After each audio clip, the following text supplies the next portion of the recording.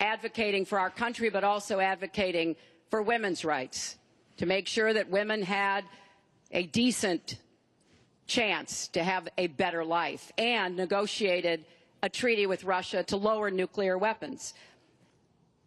400 pieces of legislation have my name on it as a sponsor or co-sponsor when I was a senator for 8 years. I worked very hard and was very proud to be reelected in New York by an even bigger margin than I had been elected the first time. And as president, I will take that work, that bipartisan work, that finding common ground, because you have to be able to get along with people to get things done in Washington. Thank you, Secretary. And I've proven that I can. And for 30 years, I've produced results for people. Thank you, Secretary. We're going to move on to Syria. Both of you have mentioned that. Well, she said a lot of things. I mean, I think we should be allowed to maybe Mr. Trump, we're going to go on. This is about the audience. Disaster as a senator. Mr. Trump, we're going to move on. The heartbreaking video of a 5-year-old Syrian boy named Amran sitting in an ambulance after being pulled from the rubble after an airstrike in Aleppo focused the world's attention on the horrors of the war in Syria, with 136 million views on Facebook alone. But there are much worse images coming out of Aleppo every day now, where in the past few weeks alone, 400 people have been killed, at least 100 of them children. Just days ago, the State Department called for a war crimes investigation of the Syrian regime of Bashar al-Assad and its ally, Russia, for their bombardment of Aleppo. So this next question comes from social media through Facebook. Diane from Pennsylvania asks, if you were president, what would you do about Syria and the humanitarian crisis in Aleppo? Isn't it a lot like the Holocaust when the U.S. waited too long before we helped? Secretary Clinton, we will begin with your 2 minutes. Well, the situation in Syria is catastrophic. And every day that goes by, we see the results of the regime by Assad in partnership with the Iranians on the ground, the Russians in the air, bombarding places, in particular Aleppo, where there are hundreds of thousands of people, probably about 250,000 still left. And there is a determined effort by the Russian Air Force to destroy Aleppo in order to eliminate the last of the Syrian rebels who were really holding out against the Assad regime. Russia hasn't paid any attention to ISIS. They're interested in keeping Assad in power. So when I was Secretary of State, advocated, and I advocate today, a no-fly zone and safe zones. We need some leverage with the Russians because they're not going to come to the negotiating table for a diplomatic resolution unless there is some leverage over them. And we have to work more closely with our partners and allies on the ground. But I want to emphasize that what is at stake here is the ambitions and the aggressiveness of Russia. Russia has decided that it's all in Syria, and they've also decided who they want to see become president of the United States, too, and it's not me. I've stood up to Russia. I've taken on Putin and others, and I would do that as president. I think wherever we can cooperate with Russia, that's fine, and I did as Secretary of State. That's how we got a treaty reducing nuclear weapons. It's how we got the sanctions on Iran that put a lid on the Iranian nuclear program without firing a single shot. So I would go to the negotiating table with more leverage than we have now. But I do support the effort to investigate for crimes, war crimes, committed by the Syrians and the Russians and try to hold them accountable. Thank you, Secretary Clinton. First of all, she was there as Secretary of State with the so-called line in the sand, which... No, I wasn't. I was gone. I hate to interrupt you, but you were in contact, excuse me, you were in total contact with the White House. And perhaps, sadly, Obama probably still listened to you. I don't think he'd be listening very much anymore. Obama draws the line in the sand. It was laughed at all over the world what happened. Now, with that being said, she talks tough against Russia.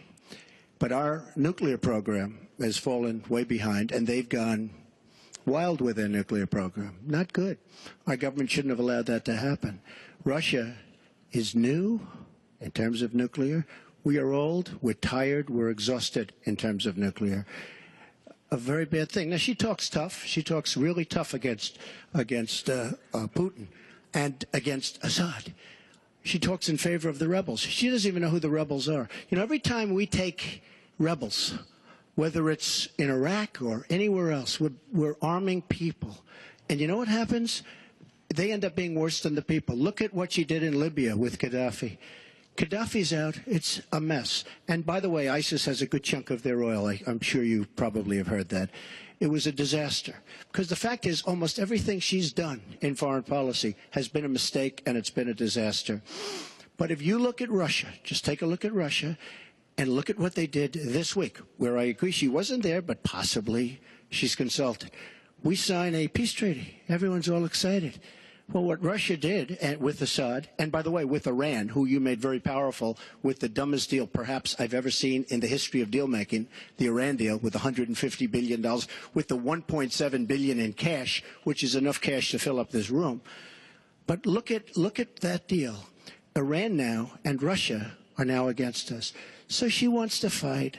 She wants to fight for rebels. There's only one problem. You don't even know who the rebels are. Mr. Trump, so Mr. what's Trump, the purpose? your 2 minutes and one thing is I have up. to say, Your 2 minutes I don't is like up. Assad at all, but Assad is killing ISIS. Russia is killing ISIS, and Iran is killing ISIS. And those three have now lined up because of our weak foreign policy. Mr. Trump, let me repeat the question. If you were president, what would you do about Syria and the humanitarian crisis in Aleppo? And I want to remind you what your running mate said. He said provocations by Russia need to be met with American strength, and that if Russia continues to be involved in airstrikes along with the Syrian government forces of Assad, the United States of America should be prepared to use military force to strike the military targets of the Assad regime. Okay. He and I haven't spoken, and I disagree. I disagree. You disagree with your running mate. I think we have to knock out ISIS. Right now, Syria is fighting ISIS. We have people that want to fight both at the same time. But Syria is no longer Syria. Syria is Russia, and it's Iran, who she made strong, and Kerry and Obama made into a very powerful nation and a very rich nation very, very quickly, very, very quickly. I believe we have to get ISIS. We have to worry about ISIS before we can get too much more involved. She had a chance to do something with Syria. They had a chance, and that was the line. What do you think will happen if Aleppo falls? I think Aleppo is a disaster, humanitarian-wise. What do you think will happen if it falls? I think that it basically has fallen, okay? It basically has fallen. Let me tell you something. You take a look at Mosul. The biggest problem I have with the stupidity of our foreign policy. We have Mosul. They think a lot of the ISIS leaders are in Mosul. So we have announcements coming out of Washington and coming out of Iraq. We will be attacking Mosul in 3 weeks or 4 weeks. Well, all of these bad leaders from ISIS are leaving Mosul. Why can't they do it quietly? Why can't they do the attack, make it a sneak attack, and after the attack is made, inform the American public that we've knocked out the leaders, we've had a tremendous success. People leave. Why do they have to say we're going to be attacking Mosul within the next 4 to 6 weeks, which is what they're saying? How stupid is our country? There are sometimes reasons the military does that. Psychological warfare. I can't think of any. I can't think of any. It might be to help get civilians out. And we have, look, I have 200 generals and admirals who endorse me. I have 21 Congressional Medal of Honor recipients who endorse me. We talk about it all the time. They understand. Why can't they do something secretively where they go in and they knock out the leadership? Why would these people stay there? I've been reading now for weeks. Tell me what your strategy I've been reading now for weeks about Mosul, that it's the harbor of where, between Raqqa and Mosul. This is where they think the ISIS leaders are. Why would they be staying? They're not staying there anymore. They're gone. Because everybody's talking about how Iraq, which is us with our leadership, goes in to fight Mosul. Now, with these 200 admirals and generals, they can't believe it. All I say is this: General George Patton, General Douglas MacArthur are spinning in their grave at the stupidity of what we're doing in the Middle East. I'm going to go to Secretary Clinton. Secretary Clinton, you want Assad to go. You advocated arming rebels, but it looks like that may be too late for Aleppo. You talk about diplomatic efforts. Those have failed. Ceasefires have failed. Would you introduce the threat of U.S. military force beyond a no-fly zone against the Assad regime to back up diplomacy? I would not use American ground forces in Syria. I think that would be a very serious mistake. I don't think American troops should be holding territory, which is what they would have to do as an occupying force. I don't think that is a smart strategy. I do think the use of special forces, which we're using, the use of enablers and trainers in Iraq, which has had some positive effects, are very much in our interests. And so I do support what is happening. But what would you do differently than President Obama is doing? Martha, I hope that by the time I hope by the time I am president that we will have pushed ISIS out of Iraq. I do think that there is a good chance that we can take Mosul. And, you know, Donald says he knows more about ISIS than the generals. No, he doesn't. There are a lot of very important planning going on, and some of it is to signal to the Sunnis in the area as well as Kurdish Peshmerga fighters that we all need to be in this, and that takes a lot of planning and preparation.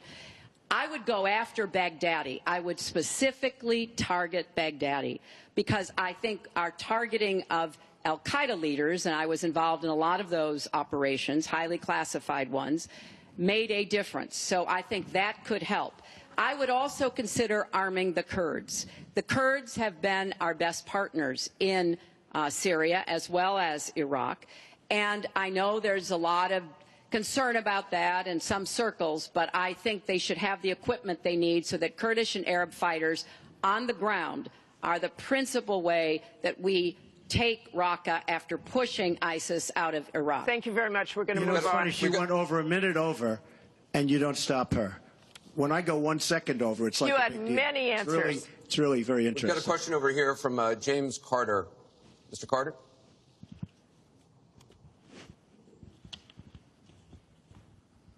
My question is, do you believe you can be a devoted president to all the people in the United States? That question begins for Mr. Trump.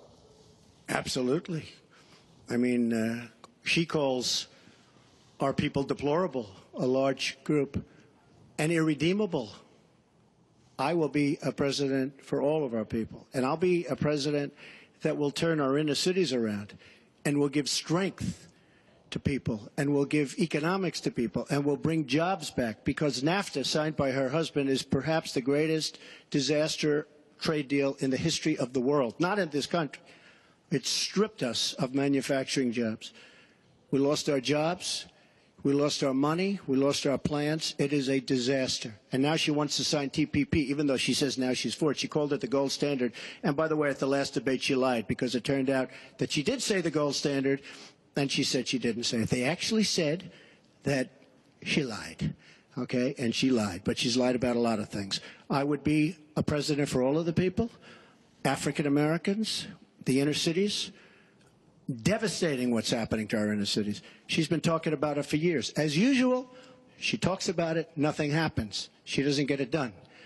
Same with the Latino Americans, the Hispanic Americans, the same exact thing. They talk, they don't get it done. You go into the inner cities and you see it's 45% poverty. African Americans now 45% poverty in the inner cities. The education is a disaster. Jobs are essentially non-existent. I mean, it's, you know, and I've been saying at big speeches where I have 20 and 30,000 people, what do you have to lose? It can't get any worse. And she's been talking about the inner cities for 25 years. Nothing's going to ever happen. Let me tell you, if she's president of the United States, nothing's going to happen. It's just going to be talk. And all of her friends, the taxes we were talking about, and I would just get it by osmosis. She's not doing any me favors. But by doing all the others favors, she's doing me favors. Mr. Trump, thank you. But I will tell you, she's all talk. It doesn't get done. All you have to do is take a look at her Senate run. Take a look at upstate New York. Your 2 minutes is up. Secretary Clinton, it turned out to be a disaster. You have 2 minutes, Secretary Clinton. Well, 67% of the people voted to re-elect me when I ran for my second term, and I was very proud and very humbled by that. Mr. Carter, I have tried my entire life to do what I can to support children and families. You know, right out of law school, I went to work for the Children's Defense Fund. And Donald talks a lot about, you know, the 30 years I've been in public service. I'm proud of that. You know, I started off as a young lawyer working against discrimination against African American children in schools and in the criminal justice system. I worked to make sure that kids with disabilities could get a public education, something that I care very much about. I have worked with Latinos. One of my first jobs in politics was down in South Texas, registering Latino citizens to be able to vote. So I have a deep devotion, to use your absolutely correct word, to making sure that every American feels like he or she has a place in our country. And I think when you look at the letters that I get, a lot of people are worried that maybe they wouldn't have a place in Donald Trump's America. They write me, and one woman wrote me about her son, Felix. She adopted him from Ethiopia when he was a toddler. He's 10 years old now. This is the only country he's ever known.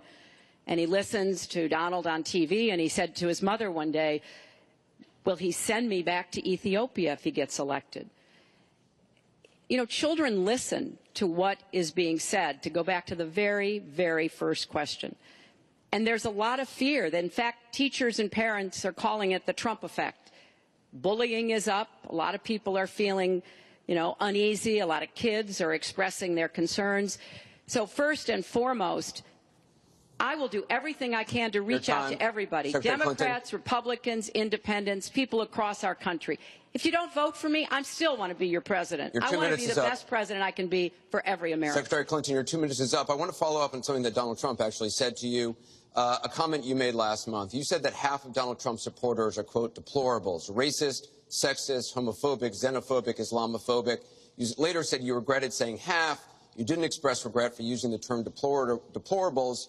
To Mr. Carter's question, how can you unite a country if you've written off tens of millions of Americans? Well, within hours, I said that I was sorry about the way I talked about that, because my argument is not with his supporters. It's with him and with the hateful and divisive campaign that he has run, and the inciting of violence at his rallies, and the very brutal kinds of comments about not just women, but all Americans, all kinds of Americans. And what he has said about African Americans and Latinos, about Muslims, about POWs, about immigrants, about people with disabilities, he's never apologized for. And so I do think that a lot of the tone and tenor that he has said, I'm proud of the campaign that Bernie Sanders and I ran. We ran a campaign based on issues, not insults, and he is supporting me 100%. Because we talked about what we wanted to do. We might have had some differences, and we had a lot of debates, but we believed that we could make the country better, and I was proud of that. I'm going to give you a minute, 20 seconds. We have a divided nation. We have a very divided nation. You look at Charlotte, you look at Baltimore, you look at the violence that's taking place in the inner cities, Chicago. You take a look at Washington, D.C. We have an increase in murder within our cities, the biggest in 45 years. We have a divided nation because people like her, and believe me, she has tremendous hate in her heart. And when she said deplorables, she meant it. And when she said irredeemable, they're irredeemable. You didn't mention that. But when she said they're irredeemable, to me, that might have been even worse. She said some of them are irredeemable. She's got tremendous hatred. And this country cannot take another 4 years of Barack Obama, and that's what you're getting with her. Mr. Trump, let me follow up with you. In 2008, you wrote in one of your books that the most important characteristic of a good leader is discipline. You said if a leader doesn't have it, quote, he or she won't be one for very long. In the days after the first debate, you sent out a series of tweets from 3 a.m. to 5 a.m., including one that told people to check out a sex tape. Is that the discipline of a good leader? No, it wasn't check out a sex tape. It was just take a look at the person that she built up to be this wonderful Girl Scout, who was no Girl Scout. By the way, just so you understand, when she said 3 o'clock in the morning, take a look at Benghazi. She said, who's going to answer the call at 3 o'clock in the morning? Guess what? She didn't answer because when Ambassador Stevens... The question is that the discipline of a good leader? 600 times. Well, she said she was awake at 3 o'clock in the morning. And she also sent a tweet out at 3 o'clock in the morning, but I won't even mention that. But she said she'll be awake. Who's the famous thing? We're going to answer our call at 3 o'clock in the morning. Guess what happened? Ambassador Stevens sent 600 requests for help. And the only one she talked to was Sidney Blumenthal, who's her friend. And not a good guy, by the way. So, you know, she shouldn't be talking about that. Now, tweeting happens to be a modern-day form of communication. I mean, you can like it or not like it. I have, between Facebook and Twitter, I have almost 25 million people. It's a very effective way of communication. So you can put it down, but it is a very effective form of communication. I'm not unproud of it, to be honest with you. Secretary Clinton, does Mr. Trump have the discipline to be a good leader? No. I'm shocked to hear that. Well, it's not only my opinion, it's the opinion of many others, national security experts, Republicans, former Republican members of Congress. But it's in part because those of us who have had the great privilege of seeing this job up close and know how difficult it is, and it's not just because I watched my husband take a $300 billion deficit and turn it into a $200 billion surplus, and 23 million new jobs were created, and incomes went up for everybody. Everybody. African-American incomes went up 33%. And it's not just because I worked with George W. Bush after 9/11, and I was very proud that when I told him what the city needed, what we needed to recover, he said, "You've got it," and he never wavered. He stuck with me. And I have worked, and I admire President Obama. He inherited the worst financial crisis since the Great Depression. That was a terrible time for our country. We have to move along. 9 million people lost their jobs, 5 million homes were lost, Secretary and Clinton, we're $13 moving trillion in family wealth was wiped out. We are back on the right track. He would send us back into recession with his tax plans. Secretary Clinton, we are moving to an audience question. We're almost out of time. We have another. Mr. Trump, we're moving to an audience question. It is our country Mr. Trump, has the Secretary slowest growth, Clinton, we and want to get jobs to are a the disaster. audience. Thank you very much, both of you. We have another audience question. Beth Miller has a question for both candidates. Good evening. Perhaps the most important aspect of this election is the Supreme Court justice. What would you prioritize as the most important aspect of selecting a Supreme Court justice? We begin with your 2 minutes, Secretary Clinton. Thank you. Well, you're right. This is one of the most important issues in this election.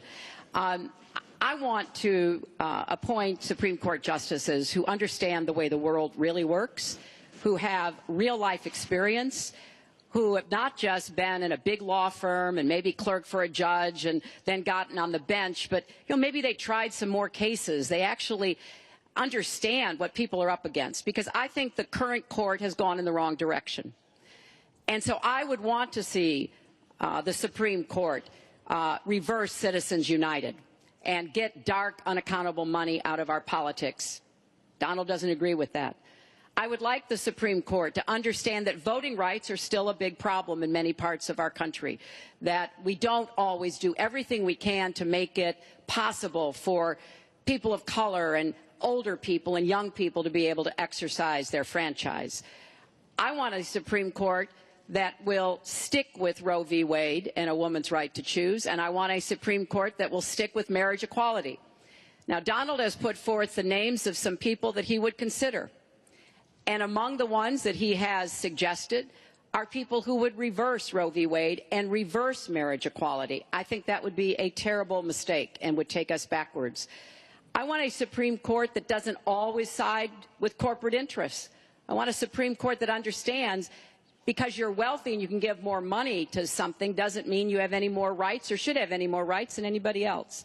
So I have very clear views about what I want to see to change the balance on the Supreme Court.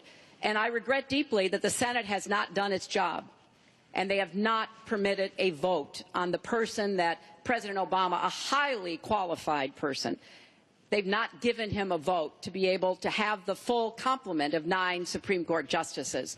I think that was a dereliction of duty. I hope that they will see their way to doing it, but if I am so fortunate enough as to be president, I will immediately move to make sure that we fill that. We have 9 justices Secretary and they Clinton. get to work on behalf of our people. Thank you. You're out of time, Mr. Trump. Justice Scalia, great judge, died recently, and we have a vacancy. I am looking to appoint judges very much in the mold of Justice Scalia. I'm looking for judges, and I've actually picked 20 of them so that people would see, highly respected, highly thought of, and actually very beautifully reviewed by just about everybody, but people that will respect the Constitution of the United States. And I think that this is so important. Also, the Second Amendment, which is totally under siege by people like Hillary Clinton. They'll respect the Second Amendment and what it stands for, what it represents. So important to me. Now, Hillary mentioned something about contributions, just so you understand. So I will have, in my race, more than $100 million put in of my money, meaning I'm not taking all of this big money from all of these different corporations like she's doing. What I ask is this. So I'm putting in more than, by the time it's finished, I'll have more than $100 million invested. Pretty much self-funding mine. We're raising money for the Republican Party, and we're doing tremendously on the small donation, $61 average or so. I asked Hillary, why doesn't she made $250 million by being in office? She used the power of her office to make a lot of money. Why isn't she funding, not for $100 million, but why don't you put 10 or 20 or 25 or $30 million into your own campaign? It's $30 million less for special interests that will tell you exactly what to do. And it would really, I think, be a nice sign to the American public. Why aren't you putting some money in? You have a lot of it. You've made a lot of it because of the fact that you've been in office. You made a lot of it while you were Secretary of State, actually. So why aren't you putting money into your own campaign? I'm just curious. Well, thank you very much. Thank you. We're going to get on to one more question. The question was about the Supreme Court, and I just want to quickly say, very quickly, I respect the Second Amendment. But I believe there should be comprehensive background checks, and we should close the gun show loophole and close the online loophole. We have one more question, as many lives as we possibly can. We have one more question from Ken Bone about energy policy. Ken? What steps will your energy policy take to meet our energy needs, while at the same time remaining environmentally friendly and minimizing job loss for fossil power plant workers? 2 minutes. Absolutely. I think it's such a great question because energy is under siege by the Obama administration. Absolute siege. The EPA, Environmental Protection Agency, and foreign companies are now coming in, buying so many of our different plants and then rejiggering the plant so that they can take care of their oil. We are killing, absolutely killing our energy business in this country. Now, I'm all for alternative forms of energy, including wind, including solar, etc. But we need much more than wind and solar.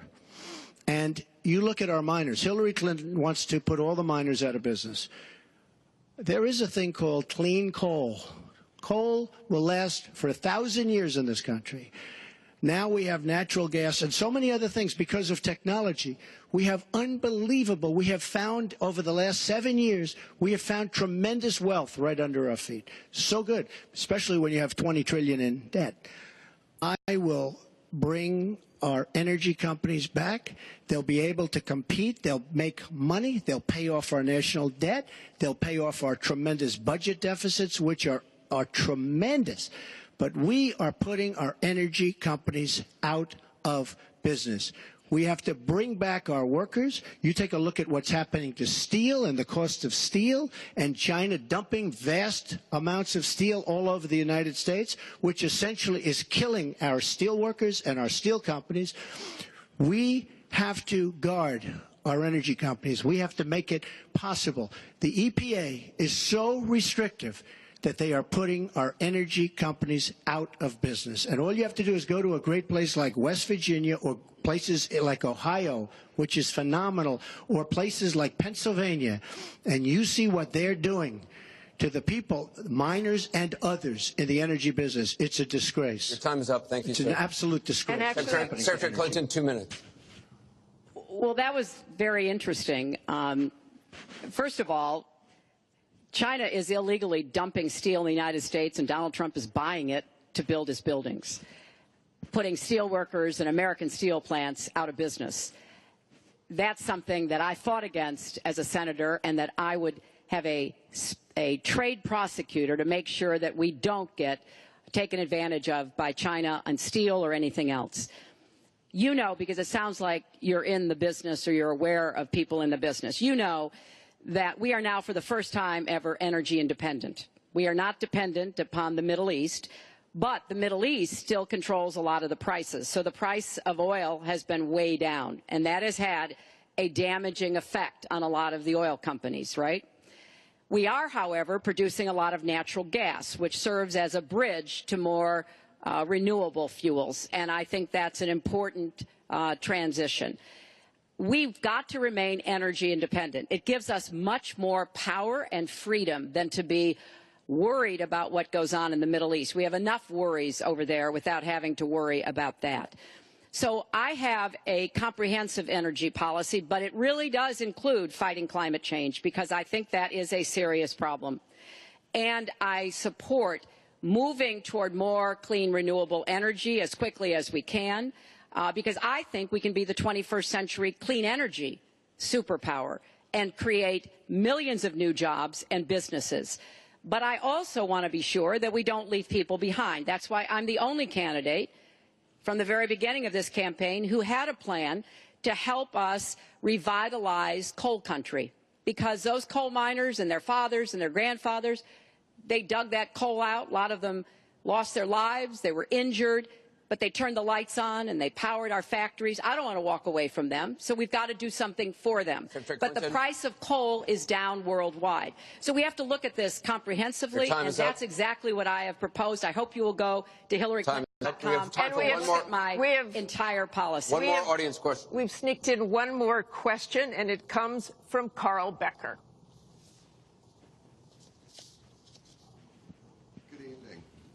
My question to both of you is, regardless of the current rhetoric, would either of you name one positive thing that you respect in one another?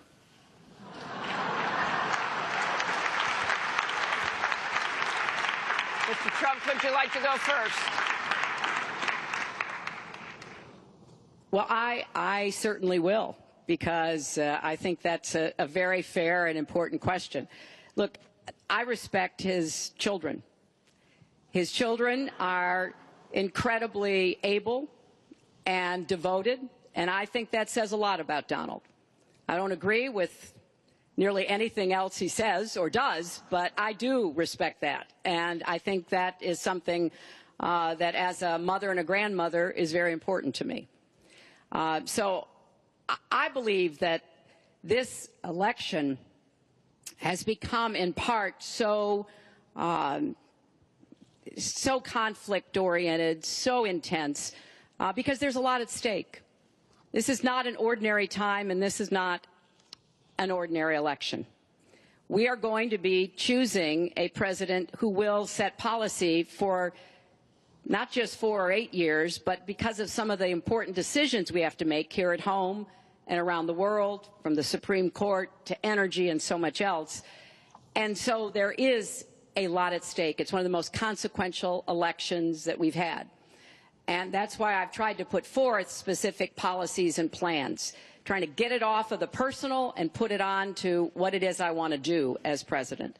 And that's why I hope people will check on that for themselves, so that they can see that, yes, I've spent 30 years, actually maybe a little more, working to help kids and families, and I want to take all that experience to the White House and do that every single day. Mr. Trump.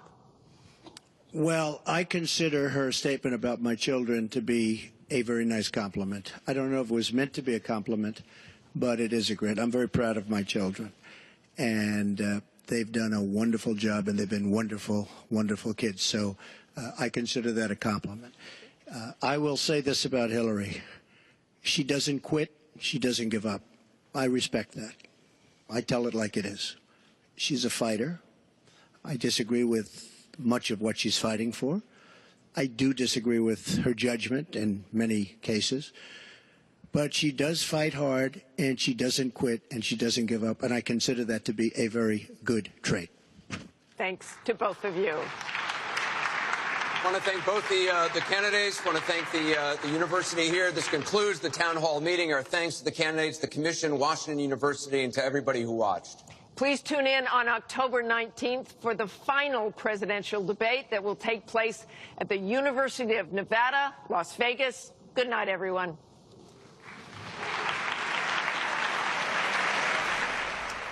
All right, that was what has been billed as the town hall meeting, the second presidential debates, 2 out of 3 for this presidential campaign lead up to the November elections that are to take place in the United States. The debate, of course, between Republican Donald Trump and Democrat Hillary Clinton. Speaking about a number of issues, of course, Clinton repeatedly saying that America is great because it is good. They both then debated Obamacare, what is called Obamacare, that is. Donald Trump said he would repeal it. Hillary Clinton said she would work to fix it wherever there are issues that exist there. Both of them seemingly agreed in different ways and using different words that American Muslims must report extremists more often than they are at this point, but the community obviously would argue against that. But that's something that they both essentially agreed on, just again in different words. Donald Trump is standing by his extreme vetting of Muslims. That's what he calls it. He even said that safe zones must be built for refugees. Hillary Clinton, of course, disagrees with that, at least in words. Russia was mentioned a number of times for quote-unquote aggression. This, of course, by Hillary Clinton herself. And she even implicitly blamed Russia for the refugee crisis, which obviously affects the United States at a very small scale at this point. Clinton did not answer, in fact, the WikiLeaks revelations and the questions that were put to her about that.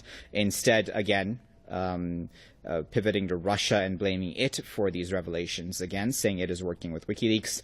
She said that Russia is trying to sway the American elections in favor of Donald Trump.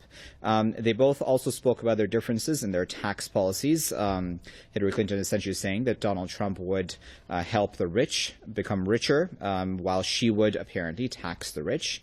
Then, of course, Hillary Clinton's legacy herself. Her own political career came under question, her track record as senator, her vote, of course, for the Iraq War, and, of course, her record as Secretary of State and the many decisions she took when she was as Secretary of State of the United States. Hillary Clinton then said that Russia is trying to destroy Aleppo in order to defeat who she called Syrian rebels who are fighting against the government of President Assad. She said that Russia is not, in fact, trying to defeat Daesh at all. Donald Trump said that, speaking about Hillary Clinton, that she doesn't even know who the rebels are, in fact, quote-unquote rebels, that is. And he said that we, as in America, are arming people in Syria and Iraq, and even look at Libya, he said. He said these people end up even worse than those who may have otherwise been a threat to us. So this only makes the situation significantly worse. Hillary Clinton then saying that using ground forces in Syria would be wrong. And Donald Trump then towards the end there saying that America is a divided nation, especially, of course, after the statement that Hillary Clinton had made about his supporters. He said that Clinton has tremendous hatred in her heart. Those are just some of those points, and of course there were a lot of others as well that came out during this town hall meeting. I want to discuss all of this and bring in experts, if we can. We're joined by Senator Mike Gravel, who is a former U.S. Senator, and he's joining us live now from San Francisco. Senator Gravel, I'm sure you watched that entire town hall meeting. How did you think it went? It was political. You have to appreciate that from a national point of view, it's somewhat of an embarrassment that we have